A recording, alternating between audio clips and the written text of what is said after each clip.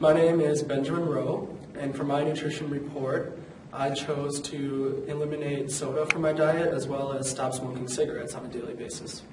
All the time. The reason that I chose this topic is because learning about nutrition in class, and obviously even before class, knowing that smoking is bad and drinking pop is horrible for you, I just thought it would be a good idea to choose because I didn't know what I wanted to do for my topic, and I thought that that was kind of an obvious one that I could easily focus on, and it would be a really good health change for me. So what do you want me to say? So what did you do exactly? Well, when I originally started, I focused on just completely eliminating from my diet from day one, cold turkey taking it out. Both Mountain Dew, which is what I primarily drank, and cigarettes. That didn't really work right away just because going from smoking and drinking pop every day to not doing it at all was just a big shock, and obviously smoking was a lot more difficult to eliminate than soda. After a day or two, I was pop-free and haven't drank any since. Cigarettes took me about a week to get down to going a whole day without smoking a cigarette. It was definitely, not drinking pop, I definitely noticed an energy level increase throughout my whole day.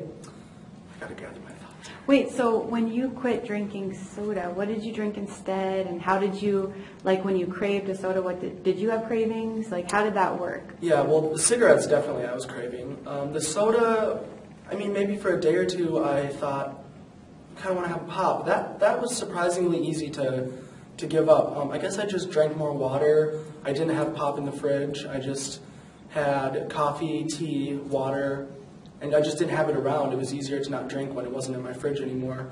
Cigarettes, I would chew gum. I noticed I never thought about the hand-to-mouth asphyxiation kind of smoke. Yeah. Behavior of just kind of enjoying that relaxation. Toothpicks, although I didn't really do that much, but one time I was chewing on a toothpick and I was like, oh, it's kind of like smoking. Chewing gum, and just really keeping it mind over matter, just really focusing on how much better I was going to feel after I stopped. I just had to keep reminding myself the risk is not worth, or the reward is greater than the risk. I mean, it's... I totally get that. So I remember you saying that smoking was a pretty social thing for you. Yeah. How did you maneuver those kind of thoughts?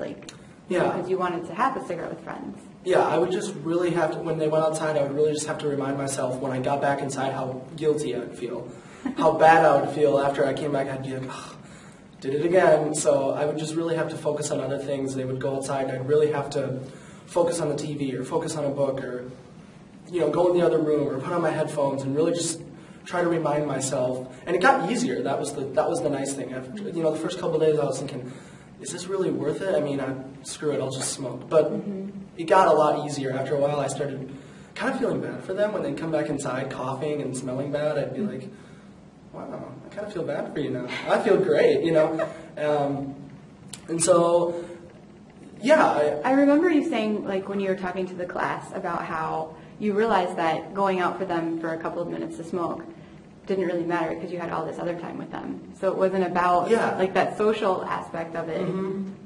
Yeah, I was thinking, it was always that's when we'd go out and talk about our day and complain and, kind of hang out. But I realized, when you're hanging out with, or you're living with someone or hanging out with them all day, it's not really when you go out and smoke that you socialize. That's kind of just an excuse. That's like saying, I'm never going to go to the bathroom. I'll be away from them for 5 minutes. When they go outside, it's okay to hang on for 4 or 5 minutes. They're going to come back in, and they're going to bring the cold in with them. And it's like, it's just such an interesting thing that smoking is so bad for you.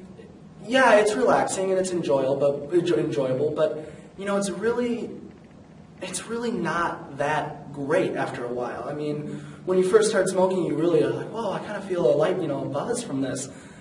After you've been smoking for a while, you don't feel anything when you smoke. You only notice it when you don't smoke.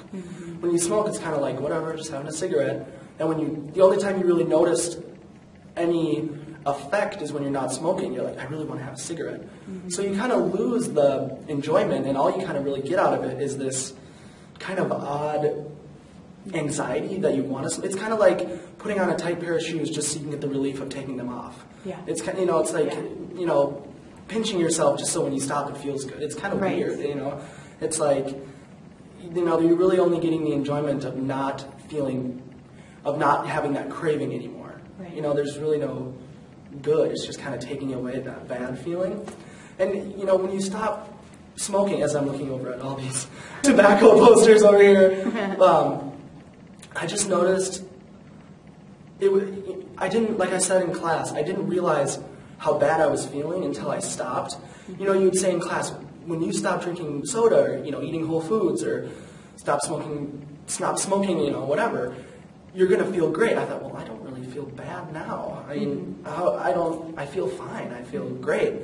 And then all of a sudden I realized my alarm would go off and I'd be like, should I lay in bed? And it's like, no, I'm ready to go. I feel energetic So that's after you stopped smoking and drinking soda? And drinking soda. I think the energy level had a lot to do with the soda because cigarettes kind of almost amp you up. I think the energy really had to do with being more hydrated with water and tea and not getting so bogged down with all that sugar and those chemicals and feeling bloated and sluggish and it's kind of that sugar caffeine when you drink the soda, you crash so hard from it and you have a pop and you feel good you feel awake for maybe an hour and then the rest of the day you just kind of feel bleh. So you talked about in class. You talked a little bit about how your ideas on schoolwork changed too. Mm-hmm. Yeah, I noticed and I always have had really bad anxiety since I was a kid. Oh. Yeah, and I noticed that it's just who I am. I still feel anxious, but I noticed that I just had my thoughts felt so much more clear, and I've just been a much happier person in the last month. I've been able to get schoolwork done.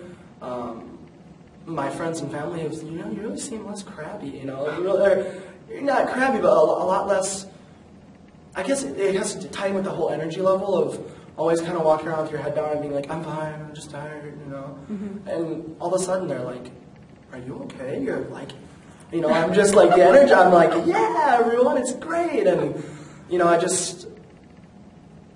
it was a complete shift in my thinking. And it just kind of had to do, when you're smoking, you can smell like smoke and you're like, whatever. You kind of just like throw on a coat and you're like, yeah, all right, whatever.